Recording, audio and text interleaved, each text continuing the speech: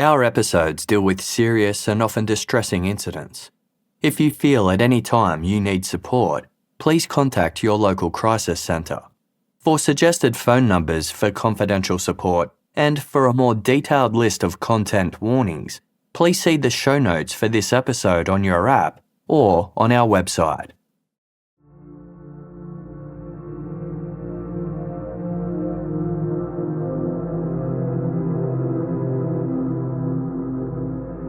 At around 6 a.m. on Tuesday, March 1, 1994, 16-year-old Aaron Bacon lay sleeping in his bed in the home where he lived with his parents in Phoenix, Arizona.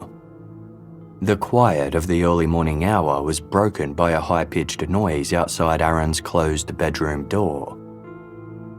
One of the family's 3 pet Shar-Peis was whining. The sound woke Aaron, and soon he heard their other 2 dogs start to growl and bark as well. Aaron's bedroom door suddenly swung open and 3 men walked in. 2 of them were strangers who Aaron had never seen before. The third was his father. As Aaron lay confused and stunned in bed, his father said, "Aaron, I love you, but we're going to have to make some changes today."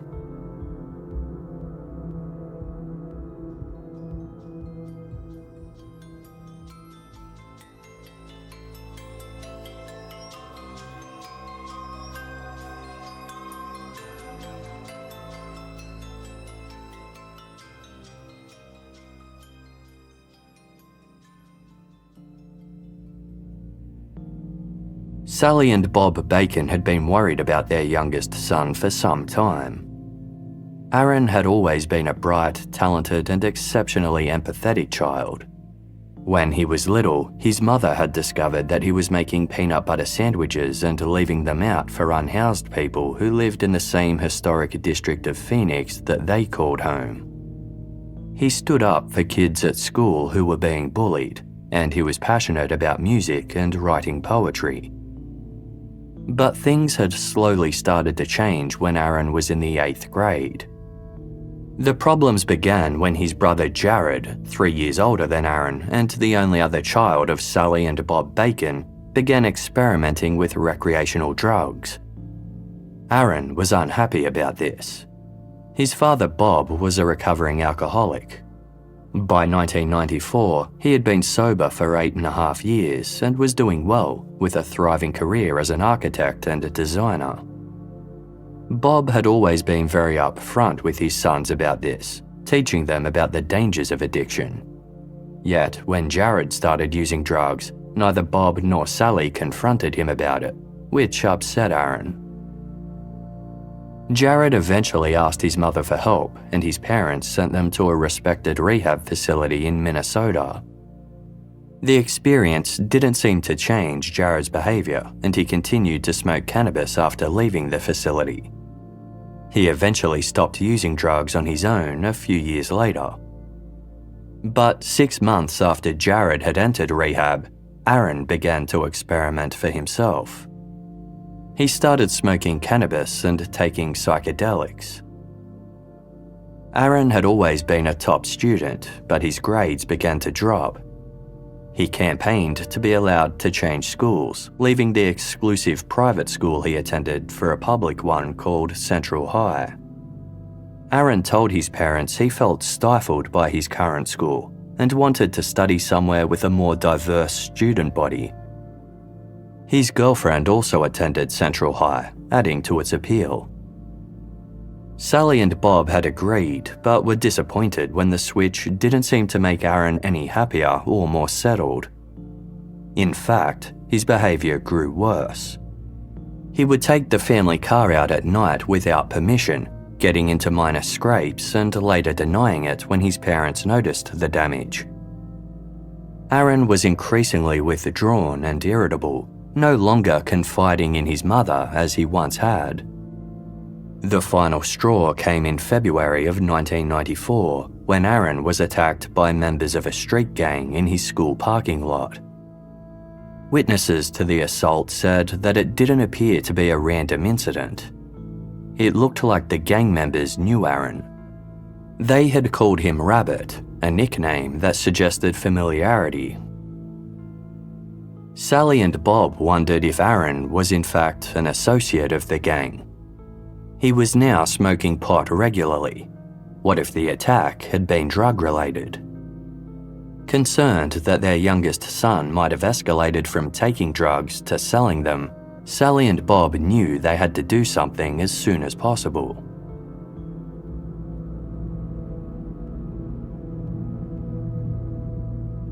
They pulled Aaron out of school and considered their options. They were already in family therapy, which they'd started after Aaron started stealing their car. Sally and Bob did not want to send Aaron to a rehab facility as they had with their oldest son. Sally had realised that the reason the facility hadn't helped Jared was likely because he didn't have an actual addiction. The same was true for Aaron. He just needed some guidance to set him on a better course. Then Sally remembered something she'd heard about from a friend. Her friend had told her about a wilderness therapy camp designed especially for troubled teens, located in the southern region of Utah.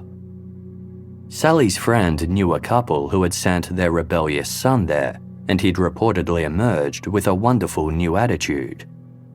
The program was called North Star Expeditions.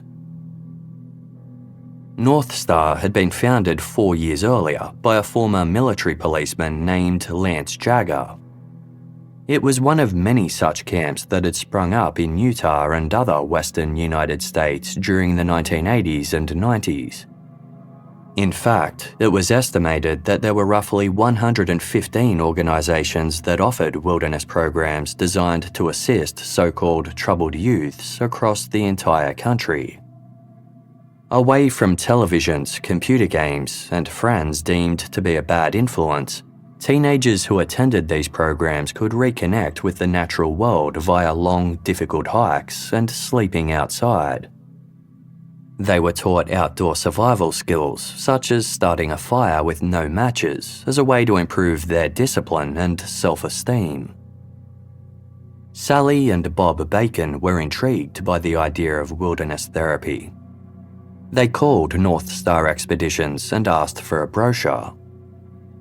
North Star's base camp was located in the small Utah town of Escalante, which in 1994 was home to less than 1,000 people. Situated in the south-central part of the state on the scenic Utah Byway, it was also home to stunning natural scenery. Red Rock canyons and sprawling deserts surrounded the town.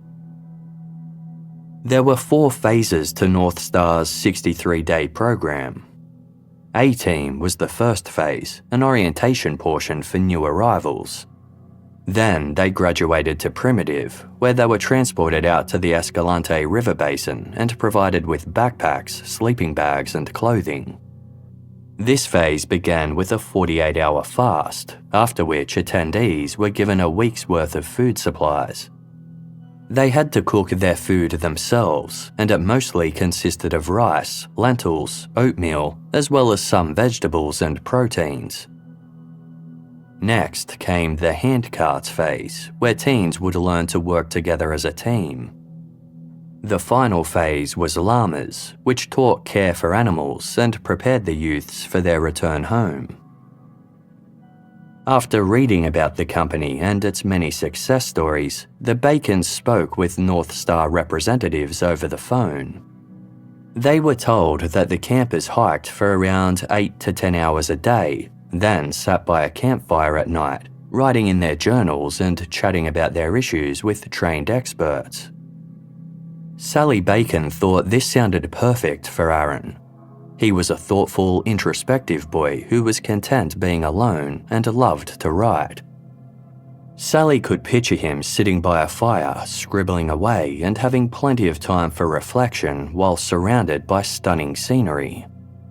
It almost sounded like it would be a vacation for him. The Bacons were given a list of names of parents whom they could call to ask about their own children's experiences at the camp. Sally also ran the idea by their family therapist. Every person Sally spoke with was in favour of Aaron attending North Star. Convinced that North Star sounded like the right fit for Aaron, Sally and Bob decided to proceed.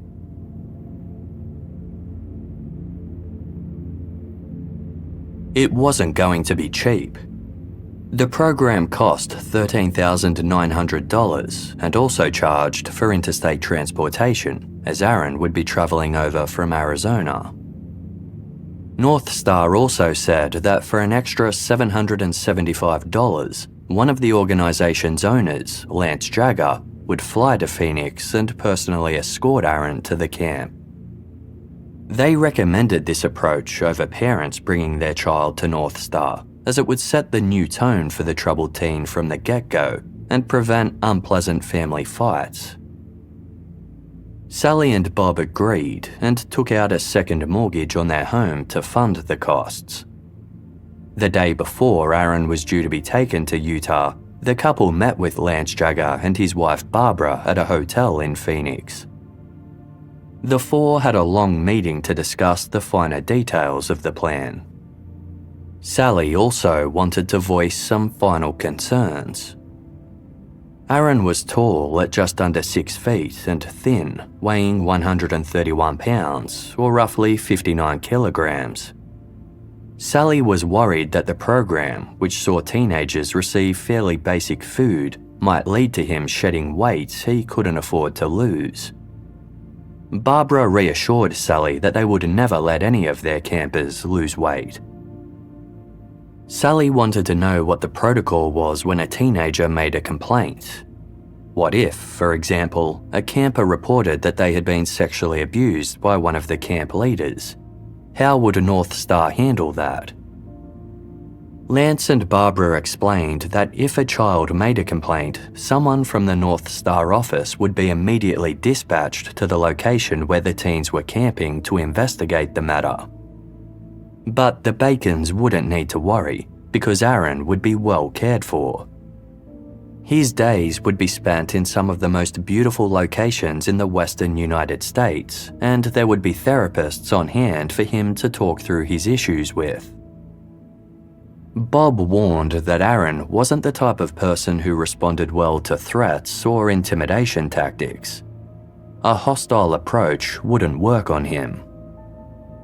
Lance told Bob not to worry, stating, "I have a special gift for working with kids. They really open up to me." Early the next morning, Lance Jagger and a colleague arrived at the Bacon residence to collect Aaron. Sally and Bob had mentioned North Star as a possibility to Aaron, but the unannounced and somewhat aggressive collection process totally shocked him. As Aaron still lay in bed, his father explained that the other two men in his room were there to help, and he wanted Aaron to go with them. Aaron started to get up when one of the two men reached out and roughly grabbed his arm. He was large and weighed almost twice as much as the scrawny 16-year-old. Aaron tried to slip out of his grasp, prompting the man to take hold of Aaron's shoulders and push him back down on the bed. "You're coming with me," he said.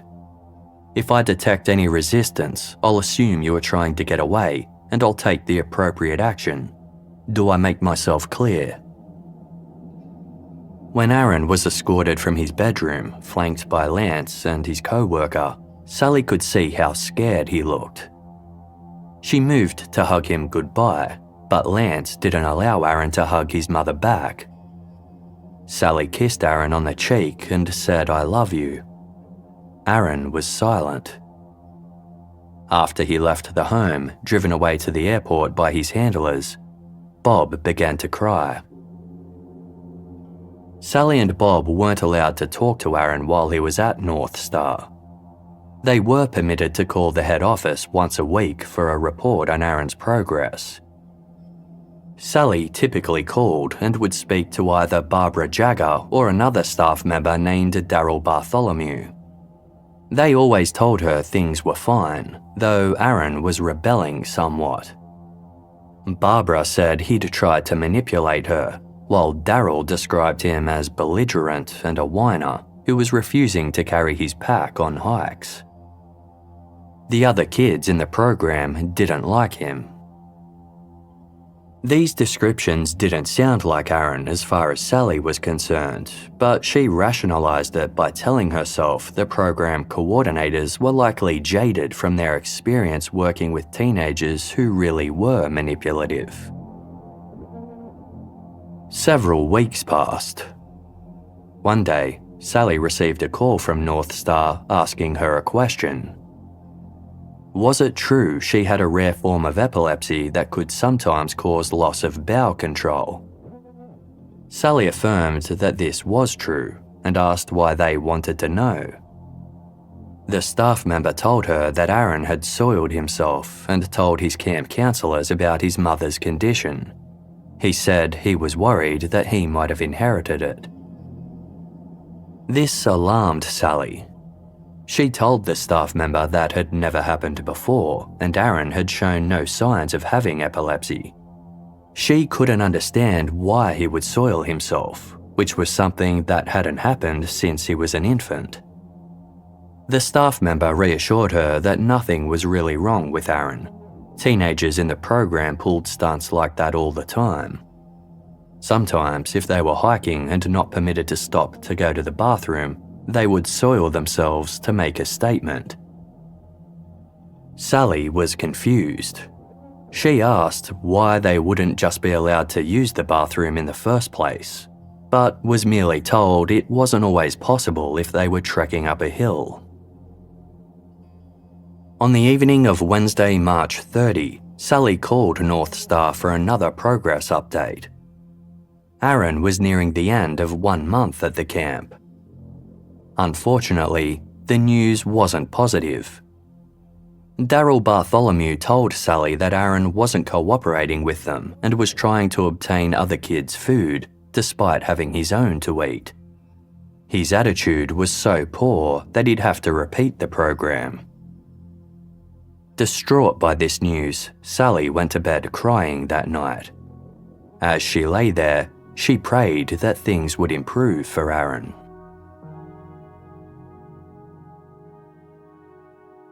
The following day, Sally was driving when she received a notification on her pager to call North Star.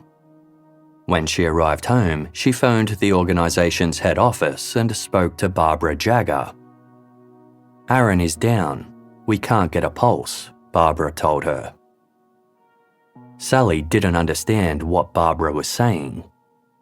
When she asked what that meant, Barbara explained that Erin had been airlifted to a hospital in Page, Arizona.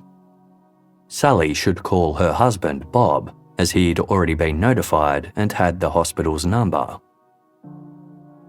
Sally immediately called her husband at work.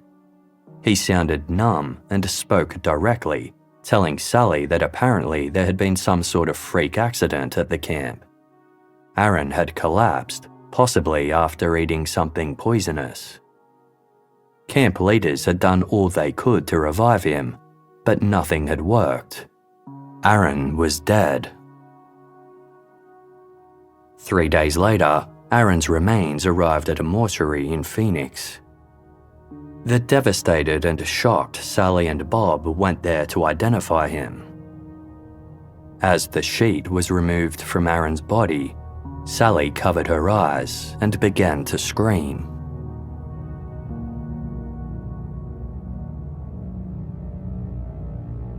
When Erin Bacon first arrived at North Star's base camp, he was strip-searched and given a medical exam. Blood and urine tests revealed he had traces of cannabis in his system, but there was nothing else of concern. Staff members shaved off Erin's long hair and provided him with clothing, including a hooded sweatshirt, 3 shirts, 3 pairs of cotton pants, socks, underwear, and a pair of cheap hiking boots that were 2 sizes too small. He was also given a journal. All North Star participants had to write in their journals daily, as well as compose an essay outlining what they had done to be sent there. Everything the teenagers wrote was read by North Star's staff members, including letters home to loved ones. In Aaron's essay, he expressed his belief that his parents were making a mistake by sending him to North Star. Quote, "If I am forced to change, this program seems ready to force me. This is not my parents' last resort. Child abuse, which I think this program is never a resort. It only results in the opposite." Aaron clashed with North Star's owner, Lance Jagger, whose rough, hewn style was the opposite of Aaron's more intellectual personality. Nevertheless, Aaron soon tried to adopt a more positive approach. He apologized to Lance's wife Barbara for being rude when they first met, explaining that he didn't usually behave that way, but he'd been angry about the situation he found himself in. His apology was rejected by Barbara, who replied, "You're so full of shit. Aaron, you're trying to manipulate me." Aaron and 5 other new arrivals soon started the first phase of the program, A-Team. Designed to help the teenagers acclimatise to both their physical surroundings and the program's style, A-Team involved camping in the wilderness for 10 days. They were driven out to the desert to stay in rough terrain at 5,600 feet elevation. In March, the temperature during the day was chilly, and it dropped to below freezing at night. All participants were given a backpack that they had to keep all their provisions in, including a sleeping bag. Aaron, who was used to the warmer weather in Phoenix, struggled with the freezing cold climate. The clothes he'd been given weren't warm enough, and he described shaking uncontrollably from his arrival on. A few days into A-Team, Aaron's stomach started to hurt badly and he had problems with his bowel movements. He was also hungry and craving a proper meal. Most of the rations he was given, such as oatmeal and lentils, had to be cooked over an open fire. The teens were each responsible for cooking their own meals and had to learn to light their own fires using a Native American technique in which a piece of wood was inserted into a socket drilled in another piece of wood and spun quickly. If a student failed to light their own fire, they weren't allowed to use another teenager's fire or sit by one to stay warm. Aaron struggled to learn the technique and was unable to start a fire. Consequently, he often went hungry.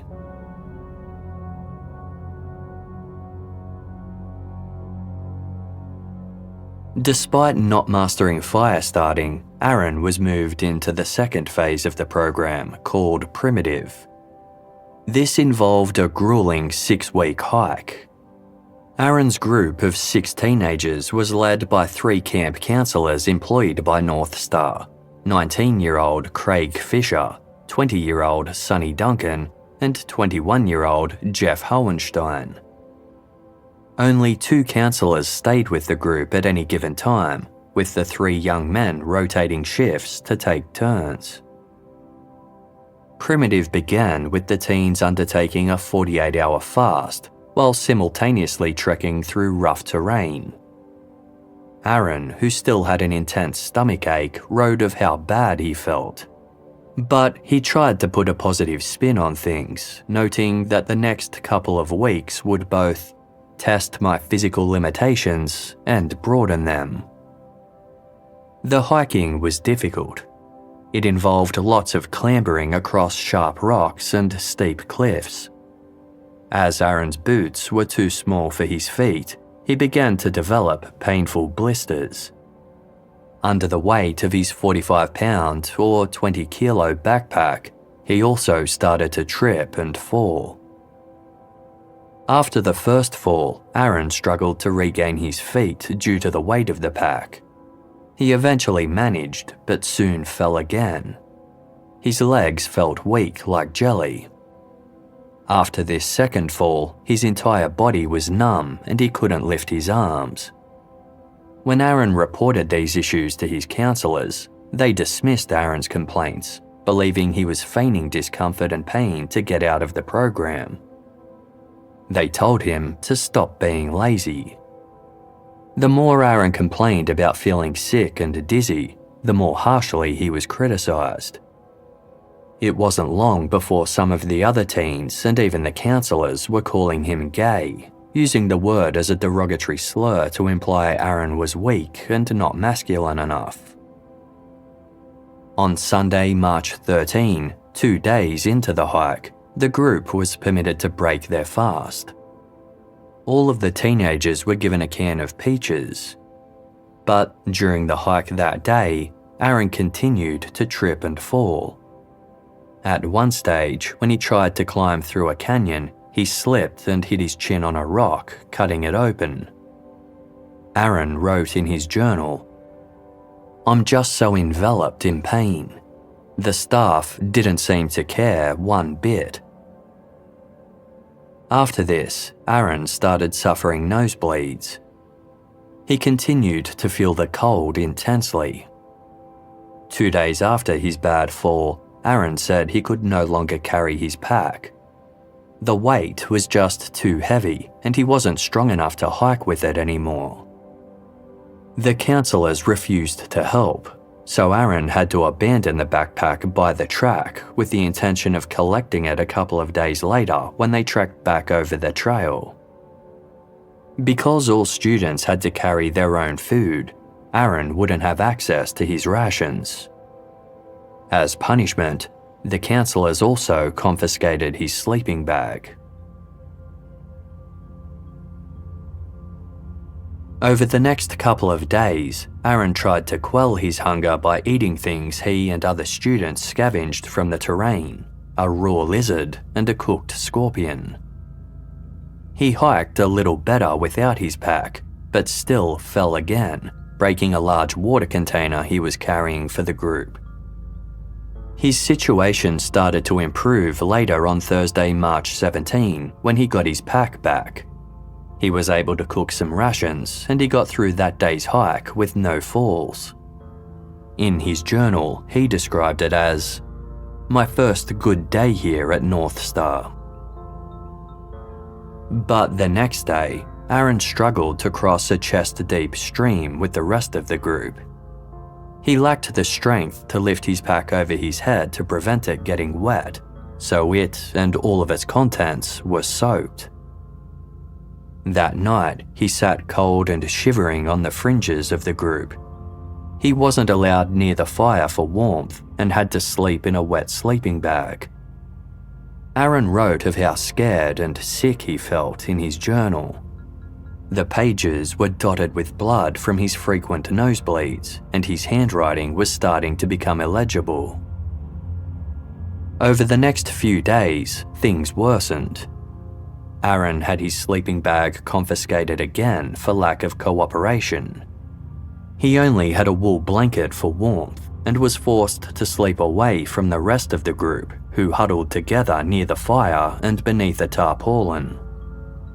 He was also barred from eating after failing to light a fire and went multiple days without food.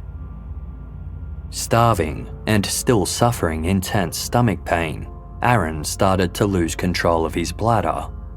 He began urinating himself during the night. Then, as the group was setting out on the 9th day of the hike, Aaron accidentally defecated in his pants. He hadn't even felt the need to go to the toilet. It had just happened without warning. When Aaron confided in 21-year-old Jeff Hohenstein, the most experienced of the 3 counselors, Jeff yelled to another counselor, "Hey, he took a dump in his pants." The other counselors and group members laughed. Aaron told the counselors that he was sick and needed medical attention, but they ignored his pleas and accused him of faking it. They told Aaron his incontinence was proof he had no self-respect. Aaron wrote in his journal, "I am in terrible condition here. My hands are all chapped and my lips are cracking. I feel like I am losing control of my body." The next morning, Aaron wasn't allowed breakfast and instead resorted to eating some prickly pear cactus. That night, all of the students had dinner withheld as punishment for being late setting up camp. Meanwhile, the counselors had bacon and pork chops. Aaron wrote in his journal, "All I can think about is cold and pain. I miss my family so much. My hands, my lips, and my face are dead." It was his final entry.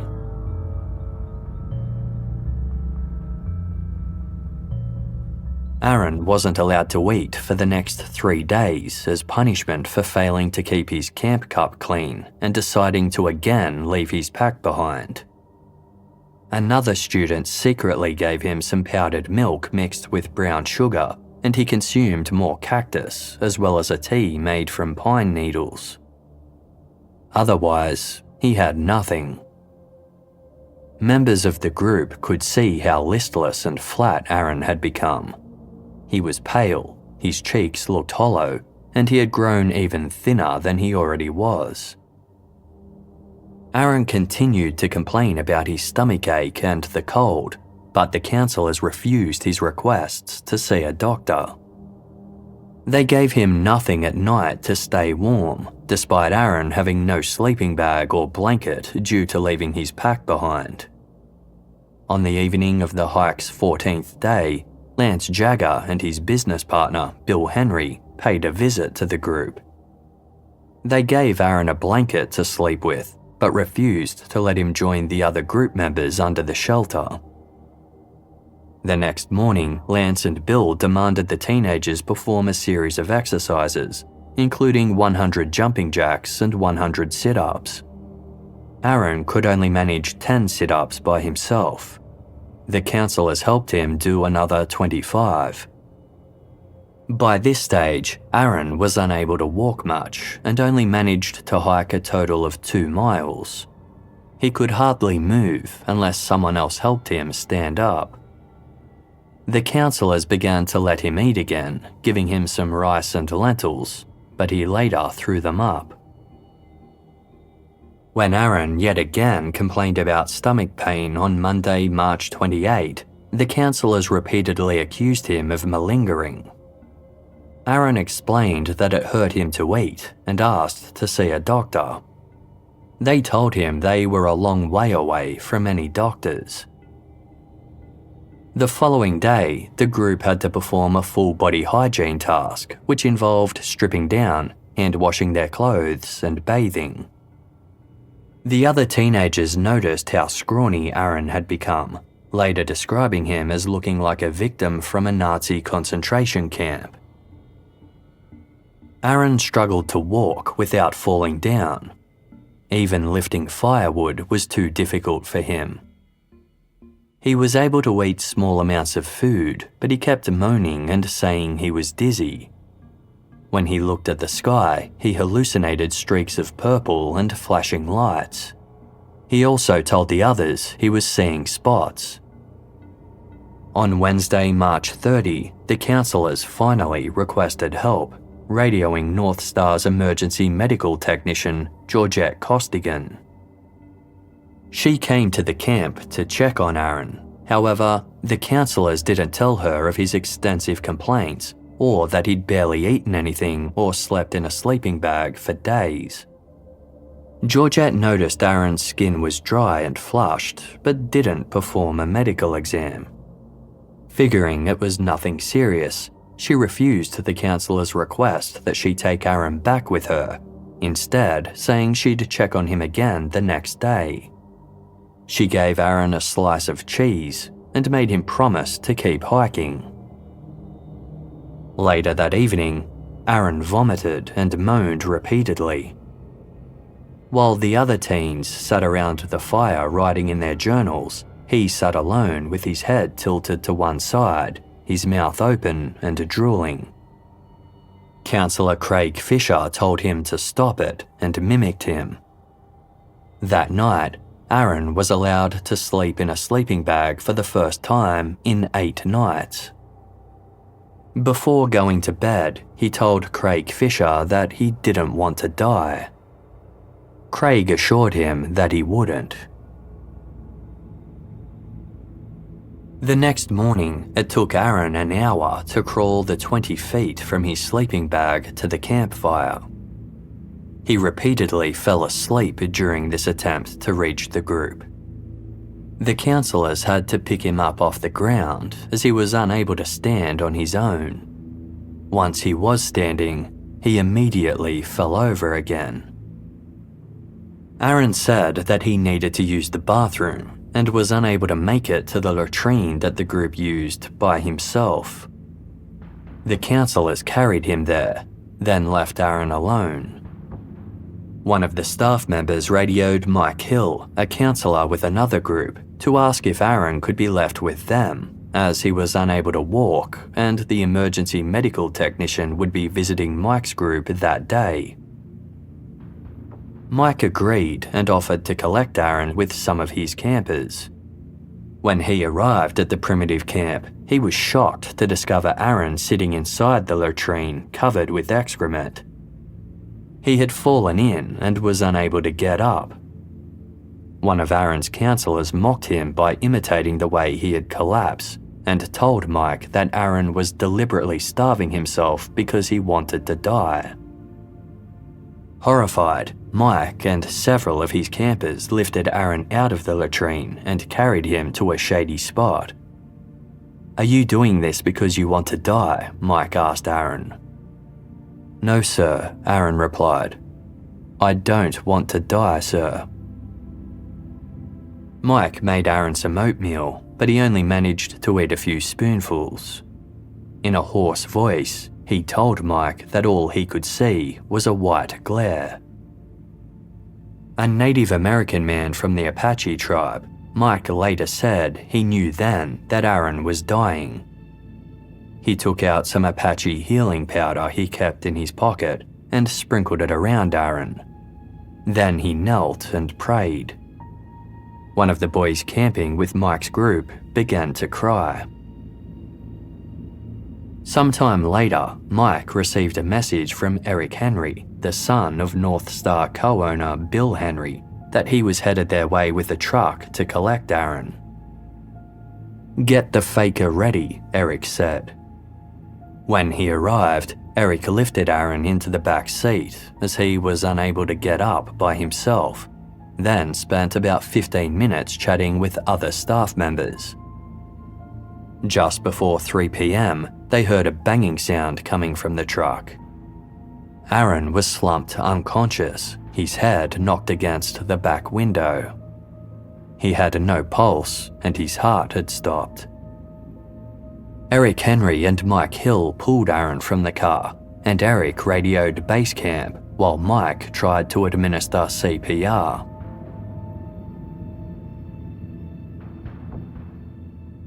Georgette Costigan, the emergency medical technician, soon arrived at the scene and attempted to revive Aaron.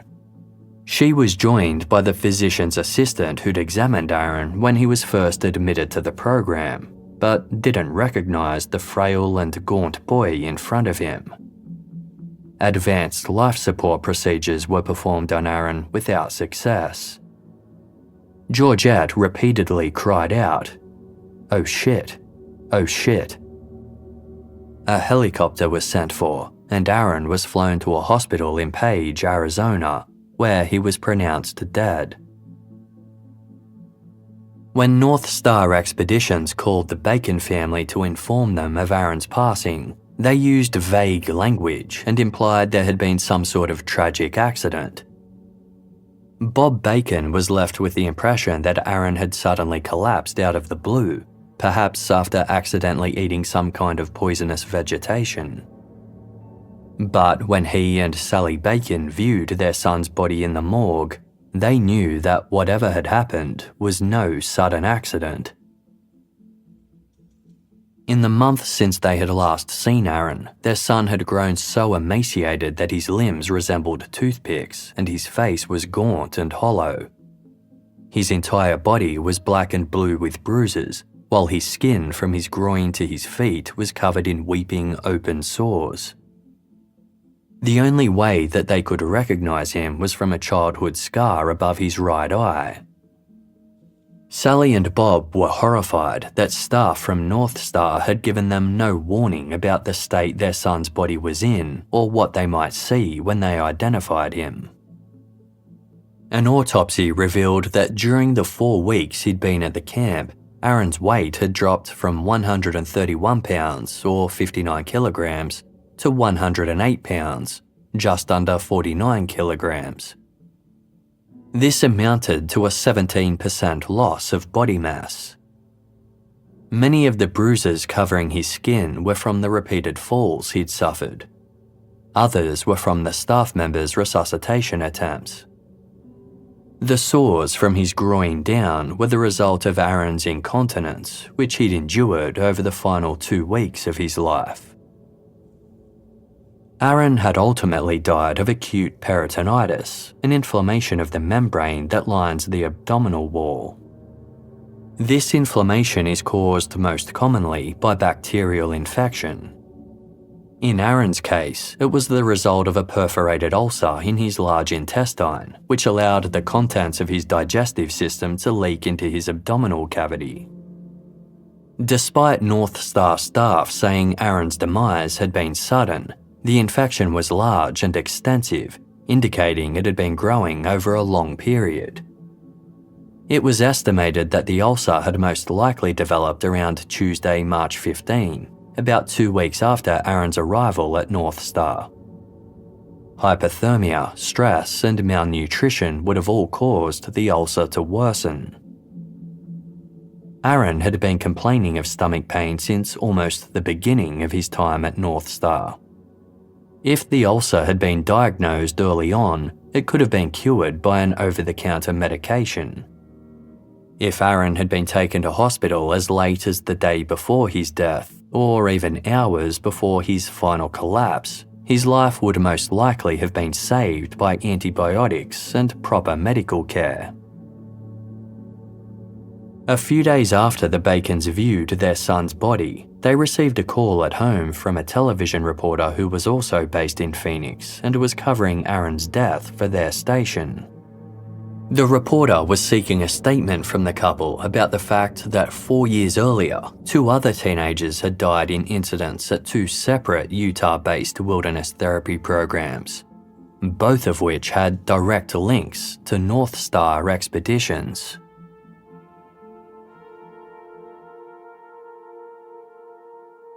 In mid-1990, California couple Kathy and Bob Sutton were desperate to help their daughter, 15-year-old Michelle. Michelle had been cheerful, creative, and trusting, but her life was upended one night when she was hanging out with friends. She had been sitting in a truck with a boy she knew from school when he sexually assaulted and raped her. Michelle confided in her parents, who took her to hospital for an examination and helped Michelle report the rape to the police. But the boy was never charged. Michelle struggled in the aftermath of the rape, and her pain was exacerbated by having to see her rapist at school every day. Her mother Kathy began to suspect that Michelle was experiencing suicidal thoughts. It was clear to the Suttons that their daughter needed help. They tried a few different measures, including speaking to the pastor at their church. Soon, a family friend told them about something that might help. There was a wilderness therapy program in St. George, Utah called Summit Quest that had been started by a woman named Gail Palmer. Gail had created the program to help teens who were struggling with issues just like Michelle. Although they were initially reluctant to send their daughter away, the Suttons eventually realized that Michelle needed help that they weren't equipped to provide. Kathy contacted Gail Palmer for more information. Gail was empathetic and compassionate. She explained that Summit Quest had been running for 2 years and had many satisfied customers whose testimonials were provided. The program ran for 63 days and taught teens how to survive in the wilderness. They would be led by trained survival experts who would help them build their self-esteem. Gail said that while the program was challenging, it was also safe and supportive. There were doctors, nurses, a nutritionist, and psychologist all on site who would be able to help Michelle. As well as addressing physical stamina, the program built mental resilience and spiritual strength. Over the course of several weeks, Kathy spoke with Gail Palmer 21 times. After asking every question she could think of and addressing all of her potential doubts, Kathy was convinced that Summit Quest could help Michelle regain her sense of self. She paid Gail $13,900 for Michelle's enrollment. Michelle was agreeable to the plan because she wanted to both heal and get away from the boy who raped her. She left California and started the Summit Quest program on Tuesday, May 1, 1990. 9 days later, Michelle was dead. During an exercise, her group's counselors had gotten lost, prolonging a hike in the stifling summer heat. Their radios were broken, leaving them unable to call for assistance, and water supplies were limited. When Michelle ran out of her allocated water supply, counselors told the other group members not to share their water with her, not even when she started throwing up, falling down, and complaining that her vision was blurry. Even as Michelle became so dehydrated that her mouth appeared white and crusty, her counselors accused her of faking her symptoms and joked that it looked like she had been eating marshmallows. After hiking over a mountain late on the afternoon of Wednesday, March 9, Michelle collapsed and died of dehydration. Summit Quest counselors couldn't alert base camp due to their broken radios, so instead they had to light signal fires to get attention. It was 18 hours until a passing plane spotted them and sent help. Gail Palmer subsequently smeared the girl's name by saying Michelle had smuggled cocaine into Summit Quest and died of a drug overdose, not dehydration. These claims were entirely false. No criminal charges were ever laid against Gail, but the Suttons later sued Summit Quest and reached a partial settlement for $345,000 in 1992. The settlement money was paid by Summit Quest's insurer. Despite Gail Palmer's assertions that Summit Quest attendees had access to a psychologist, no actual therapy was ever provided by the Wilderness Therapy Program. The camp counselors weren't experts in adolescent development or wilderness survival. They were mostly college students being paid minimum wage. Although Gail had told Kathy Sutton that Summit Quest was 2 years old, in reality it was brand new, and Michelle's group was their first ever. Summit Quest was operating under a 90-day provisional license, and Gail Palmer wasn't an experienced survivalist or child health expert. Prior to launching Summit Quest, she had worked in the admissions office for another wilderness therapy program.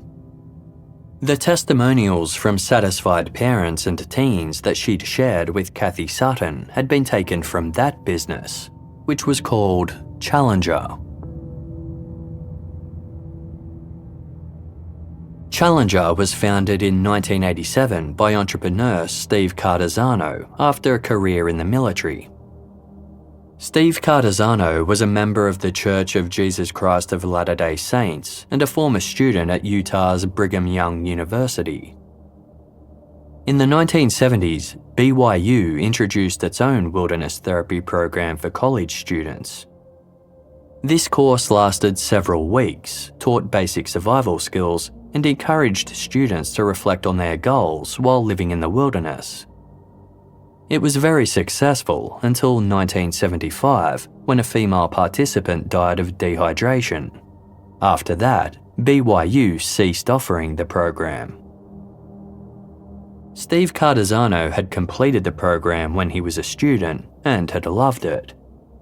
His experience inspired him to start his own program aimed at younger participants in Escalante, Utah. He dubbed it Challenger, and it set the benchmark for what the wilderness therapy industry would become in Utah and surrounding states. Teenagers had to complete arduous hikes, were given scant food and water, and were verbally berated under the guise of tough love. Counselors were taught to distrust the teens they led, with Steve Cardesano describing them as master manipulators who would feign injuries or illness to get out of the program. Challenger quickly took off, thanks in part to Steve Cardesano's decision to promote the program on daytime television talk shows, such as Sally Jessy Raphael and Geraldo. Many parents in the late 1980s and early 90s harboured concerns about their children ending up on the wrong path. This was due in part to moral panics around drug use, street gangs, and supposed satanic cults. Steve Cardesano's message reached a lot of concerned parents who were desperate to help their children. Many took out second mortgages so they could afford the $15,900 price tag. Challenger was cheap to run.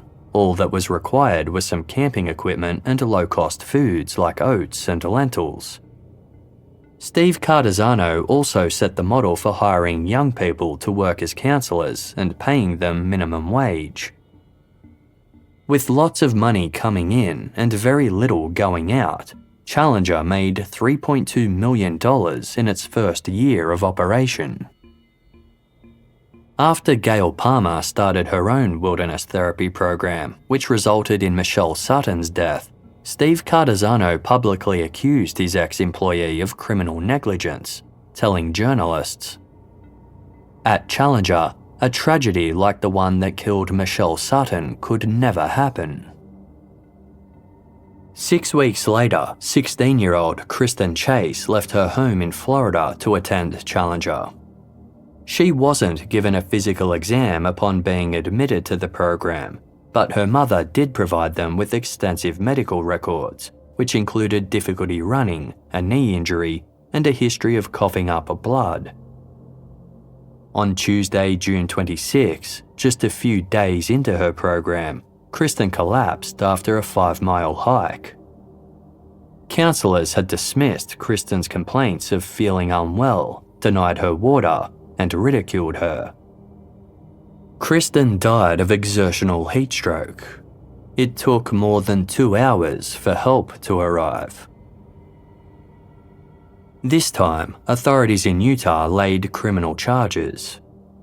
Kane County prosecutors charged Steve Cardesano and an employee who went by the name Horsehair with negligent homicide and 9 counts of child abuse relating to Kristen and other Challenger attendees.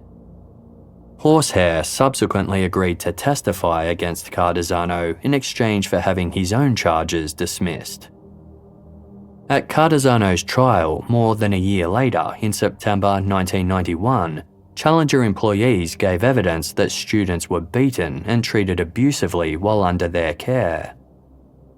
But before the jury could deliberate, a mistrial was called due to the judge having failed to read the charges to them at the beginning of the trial. 8 months later, there was a retrial. The jury ultimately acquitted Steve Cardesano after determining that the prosecution hadn't done enough to prove he was guilty. One juror later spoke out, saying that they had all agreed there were issues with the program. Steve Cardesano had actually told one former staffer that it was inevitable some teens undertaking wilderness programs would die. He'd referred to this likelihood as a window of loss, stating, "We're going to help so many kids that it's worth the loss of a few." An ongoing problem with Utah's wilderness therapy programs was the lack of state regulation and oversight. Wilderness therapy falls under a broader category of behaviour modification facilities known collectively as the troubled teen industry. Aimed at parents who have concerns about their adolescent children's behaviour, these facilities take many forms. They can be boot camps, treatment centres, or wilderness therapy. They're also marketed as being able to solve numerous issues the parents may be worried about, including drug use, sexuality, behaviour deemed disrespectful, or playing too many video games. When Steve Cardesano started Challenger, the troubled teen industry was a burgeoning one. There were no federal laws in place to regulate it, meaning the situation varied from state to state. In January 1990, new regulations were drafted in Utah, dictating that all wilderness therapy participants must first pass a physical exam by a doctor and be provided with a minimum amount of water each day. Michelle Sutton and Kristen Chase both died shortly before these regulations were set to take effect in July 1990. In the wake of their deaths, the state of Utah passed a law requiring all wilderness therapy programs to be licensed by the Department of Health and Human Services, and also began drafting stricter regulations. They were helped in this by some who'd worked within the industry, including ex-Challenger employee Horsehair. At the same time, Horsehair, whose real name was Lance Jagger, decided to start his own wilderness therapy program alongside fellow former Challenger colleague Bill Henry. In October 1990, the two men were granted a license by the state of Utah to begin their new business, North Star Expeditions.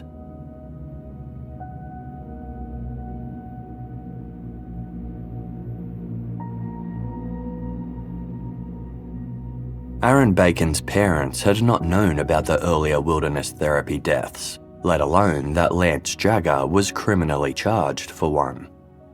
4 days after Aaron died, he was buried in his hometown of Phoenix on Monday, April 4. A few days later, Sally and Bob Bacon drove to Utah to see the location where he had died. They also met with the county sheriff, deputy sheriff, and the county prosecutor. Bob asked whether his son's death would be investigated. The prosecutor said that it would. When the police first arrived at North Star following Aaron's passing, they hadn't believed that the death was suspicious. All of the North Star employees and staff they spoke to said that Aaron collapsed out of the blue. Staff members had made every effort to revive him. But the investigators were aware that Aaron's death was the third time a teenager had died while enrolled in a Utah wilderness therapy program. Consequently, they would have to look into the circumstances very carefully, even if nothing seemed amiss. Aaron's fellow campers were asked to provide written statements about his death, and the deputy sheriff, Celeste Bernards, also seized their journals. She also had Aaron's own journal in her possession. The picture painted by Aaron's words was vastly different to one given by camp counselors. According to Aaron's version of events, he had been complaining about ill health since almost the start of the program, only to be mocked, dismissed, and even punished. Over the next few months, Deputy Bernards carefully scrutinised the other students' journals. They had also written about Aaron's deteriorating health and how he had been treated, and their descriptions matched his. Deputy Bernards added up crucial details in their accounts, such as how Aaron was punished by having food withheld. During interviews, the other teenagers in Aaron's group said that sometimes they'd tried to help him by sneaking him food and sharing their blankets, but usually they were too scared to do so due to the punishments that would follow if caught. Deputy Bernards cross-checked the campers' claims against provable data, such as what the temperature and weather conditions were during Aaron's month at North Star. She calculated that Erin had been forced to sleep 14 nights in the desert without a sleeping bag. For 4 of these nights, he didn't even have a blanket. He had been deprived of food entirely for a total of 11 days. These punishments were in direct violation of North Star's own code of conduct. When they were hired, every counsellor at North Star received a copy of the company's policies and procedures manual, which they had to read and sign. A page titled "Discipline and Treatment of the Student" read in part, "The following is not appropriate treatment of a student and is grounds for dismissal. The withholding of any meal, denial of clothing, shelter or bedding, failure to provide adequate medical care and/or treatment, verbal abuse using language which attacks the well-being of the student. This may include, but is not limited to, name-calling, teasing, humiliation, ridicule, use of foul and abusive language, etc." Deputy Bernards looked into North Star's finances. The business grossed roughly $1.68 million per year, with between $1 and $1.5 million being pure profit. They were able to make this much thanks to their minor outlays and underqualified staff. Despite North Star assuring parents that all their staff were trained in therapy and wilderness skills, most camp counsellors they hired were barely out of school and hadn't undergone criminal background checks. They also claimed to have a camp psychologist named Doc Dave who was on hand to help kids. In reality, Doc Dave was a social worker who only met the teens once when they first arrived at North Star. Investigators were concerned about the conditions teenagers at North Star were being forced to endure.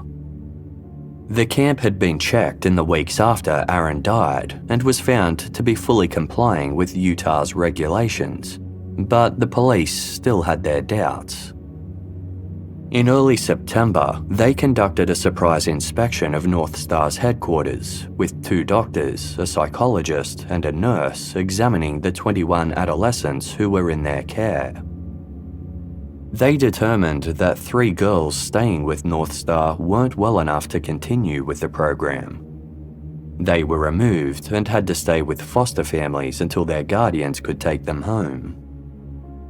North Star continued to operate for its other campers. When LA Times journalist Joe Morgenstein contacted North Star co-founder Lance Jagger following this development, he described the inspection as a witch hunt. He thought it was ridiculous that investigators were listening to, quote, solely the words of the kids. North Star representatives were adamant that there was no way they could have known about Erin's condition. One spokesperson even claimed he hadn't been deprived of food, but instead rejected the food offered to him. Co-owner Bill Henry blamed Erin Bacon's cannabis usage for his death, insisting he must have had his ulcer for a long time, but his history of smoking pot must have masked the pain. Joe Morgenstein fact-checked this claim with doctors, who said that nothing could have covered the pain of a perforated ulcer. Just over a month after the surprise inspection of North Star, prosecutors charged Lance Jagger, Bill Henry, and 6 of their employees with felony child abuse charges. Georgette Costigan, the camp's emergency medical technician, was also charged with witness tampering. According to Mike Hill, the counsellor for another group who had tried to help Erin in his final moments, she had tried to convince some of the students to revise their written statements for the sheriff's office to make them look less incriminating. These charges against Georgette Costigan were later dropped due to a lack of evidence. The prosecutors had other problems that would make pursuing the case difficult. Although 22-year-old North Star employee Mike Hill had tried to help Erin, he soon confessed that he'd committed a crime against another camper. In December 1993, he had sexually abused a 17-year-old boy in a previous program and made him perform sex acts in exchange for food. This crime completely undermined Hill's credibility as a witness. Hill subsequently pleaded guilty to 1 count of forcible sexual abuse. He had been the only North Star staff member willing to testify against the company, but the prosecutors knew they could no longer use him. However, 2 of Aaron's fellow campers were willing to testify and did so at a preliminary hearing. In closing arguments, a lawyer for the prosecution stated, "Once it was decided that Aaron was a faker, a manipulator, that was the party line at North Star. They said, we ignore Aaron because he's faking. I don't know how you fake a 23-pound weight loss in 24 days." Following the hearing, all of the defendants were ordered to stand trial. Eventually, most of the defendants struck plea deals that saw their felony charges reduced. 5 of them pleaded guilty to negligent homicide, which is a Class A misdemeanor in Utah. Those who accepted this plea included 2 of Aaron's counselors, Sonny Duncan and Jeff Hohenstein, emergency medical technician Georgette Costigan, and North Star co-owners Lance Jagger and Bill Henry. Jagger and Henry also pleaded guilty to operating a program that violated licensing regulations. These defendants were given a 1-year suspended sentence, 3 years probation, and ordered to each pay a $2,500 fine. They were also ordered to perform community service. The 6th defendant pleaded guilty to a lesser charge of attempting to abuse a disabled child. Aaron Bacon fit the legal definition of being a disabled child, as his physical illness that began shortly after he arrived at North Star left him unable to care for himself. This defendant received probation and community service. And the 7th defendant was permitted to sign a diversion program agreement in exchange for 9 months of good behaviour. But the final defendant refused to cut a deal. Craig Fisher had been just 19 when he'd had to care for Aaron as one of his 3 rotating camp counsellors. He had demonstrated a rather belligerent attitude during the preliminary hearing, with Sally Bacon reporting that when the judge wasn't looking, Fisher had looked at her, sneered, and given her the finger. While his co-defendants had been convinced to accept plea agreements to avoid a long trial and harsher charges, Fisher rejected the idea outright. He went to trial facing the 3rd-degree felony charge of abuse or neglect of a disabled child. Some of Aaron's fellow campers were called as witnesses, as were the other North Star employees who'd pleaded out. Aaron Bacon's parents also testified. Craig Fisher's attorney argued that his client had merely been following the orders of his superiors and had no real say in how Aaron Bacon was to be treated. When his client had responded to Aaron's complaints by yelling at him, he'd just been trying to help him. It didn't take the jury long to find Craig Fisher guilty. After his conviction, Fisher went to hug Sally Bacon, telling her he'd had no idea how sick Aaron had really been. Sally replied that even if he hadn't known how unwell Aaron was, he hadn't done anything to help him. She told Fisher that she hoped he would learn from the tragedy and would never again treat another human that badly. Then she hugged him back in a display of forgiveness. When it came time for Craig Fisher to be sentenced, his attorney pointed to this hug as a sign of his client's remorse. This left Sally feeling used, and when she stood to read her victim impact statement, she made sure to mention how Fisher had previously glared at her and given the finger. Fisher was ultimately sentenced to 1 year in a county jail. He appealed his conviction and lost. Fisher was later released after serving only a few months of his sentence. Sally and Bob Bacon filed a civil suit against North Star, which was settled out of court and paid by the defendants' insurance companies. The couple also became crusaders against the wilderness therapy industry, speaking out in the news and on television programs about how they were misled and what their son's experience had been. They also demanded stronger legislation and industry oversight. In an interview with the Salt Lake Tribune, Bob Bacon stated, "The ignorance, arrogance, incompetence, callousness, and greed of the people running these programs is proving repeatedly to be dangerous, abusive, and even fatal. The lessons are not being learned." The Bacons faced harsh pushback from wilderness therapy advocates, who victim-blamed and smeared their family's name by claiming Erin, Sally, and Bob were all drug addicts. Parents of other children who'd been enrolled at wilderness therapy camps were among those critiquing the couple. 6 months after Erin's death, the state of Utah revoked North Star's license and the camp was permanently shut down. Some parents were furious about this, with one mother asking Sally, "Where did you think you were sending him? A daycare?"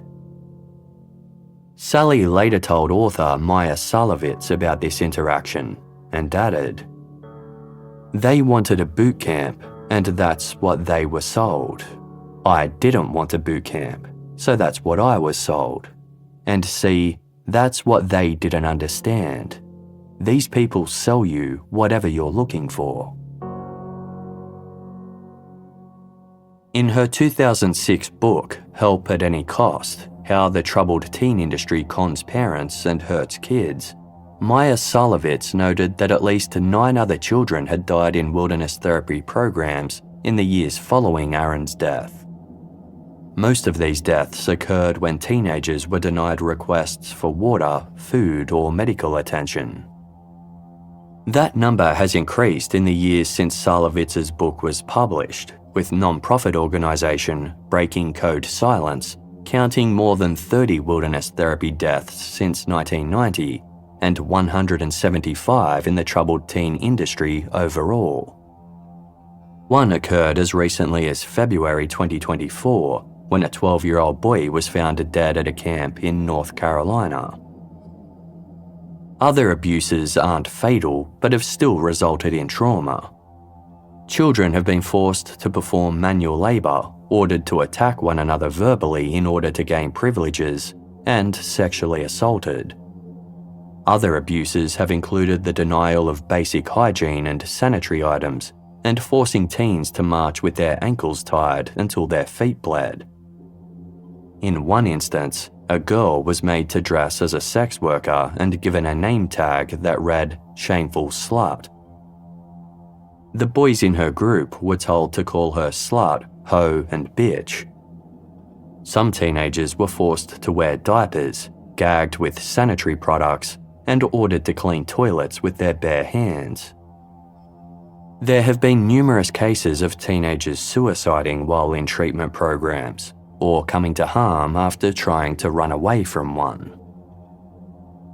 Although different states have passed laws relating to the troubled teen industry over the years, a lack of regulation and oversight has meant that teenagers have continued to suffer at the hands of unqualified and abusive individuals. In 2020, the industry was in the national spotlight again when media personality Paris Hilton spoke out publicly about her experience at Provo Canyon School, an involuntary residential treatment center for teens in Provo, Utah.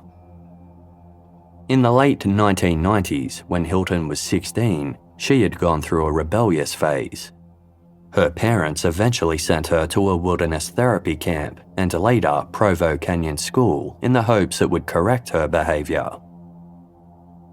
Hilton stayed at Provo Canyon School for 11 months and was released around the time she turned 18. She has testified before Congress about her experiences in these troubled teen programs, stating, "These programs promised healing, growth and support, but instead did not allow me to speak, move freely, or even look out a window for 2 years. I was force-fed medications and sexually abused by the staff. I was violently restrained and dragged down hallways, stripped naked, and thrown into solitary confinement. My parents were completely deceived, lied to, and manipulated by this for-profit industry about the inhumane treatment I was experiencing." Paris Hilton's revelations led to others coming forward to share their stories on social media, as well as increased attention from journalists and the public. Hilton subsequently worked with Utah lawmakers on a new law aimed at improving industry regulation. It came into effect in March 2021. Under this law, troubled teen programs have to submit to more annual inspections and report use of physical restraints to the Utah Office of Licensing. As of 2024, there is still no federal oversight of the troubled teen industry, and there are more than 10,000 such programs operating in the United States. Utah has more of these facilities than anywhere else in the world. This is due in part to the state's strict parental laws, which supports parents making decisions for their children over a minor's personal wishes. While many states have now made it illegal to hold teenagers in such programs against their will, this is not the case in Utah. It's estimated that the industry still brings the state almost $500 million in revenue each year. The individuals who were charged for the death of Aaron Bacon moved on with their lives. North Star co-owner Bill Henry violated the terms of his probation by only completing 86 hours of community service instead of the court-ordered 1,440 hours. He then violated it again by moving interstate to Oregon, where his wife had been hired by another wilderness therapy program. The couple's son, Eric Henry, was later hired by the same company while still on probation for his role in Aaron Bacon's death. In 2023, streaming platform Netflix released a documentary about wilderness therapy titled Hell Camp, which focused primarily on the programs led by Steve Cardizano. Lance Jagger appeared in the documentary to talk about his time as an employee at Cardizano's program Challenger. Now well into his middle age and wearing a breathing tube, Jagger stated, "We didn't break them down to punish them. We broke them down to get rid of the old crap and help them be a better and more positive person. Some of the kids were so scared they'd almost pass out. And that was fine by me. I wanted them to have a little fear." Aaron Bacon's parents still feel that the adults involved in their son's death paid too small a price for their role in his demise. They have spoken out against Lance Jagger's assertion that he's providing tough love, with Sally Bacon telling ABC News, "You can do tough love as a parent because you love the child. They can do tough. They can't do love." Police gave Sally and Bob their son's journal after they had copied its contents as evidence. The entries were painful for the couple to read, as they detailed Aaron's physical decline in excruciating detail, as well as his emotional pain. Some pages were dotted with Aaron's blood. But there were also lines that spoke of Aaron's love for his family. In one early entry, he reflected on his goodbye before being taken into North Star and wrote, "I should have told them that I loved them, and I'm sorry I didn't. I didn't even hug them, and that was terrible. I sure wish I could hug them and tell them I love them now."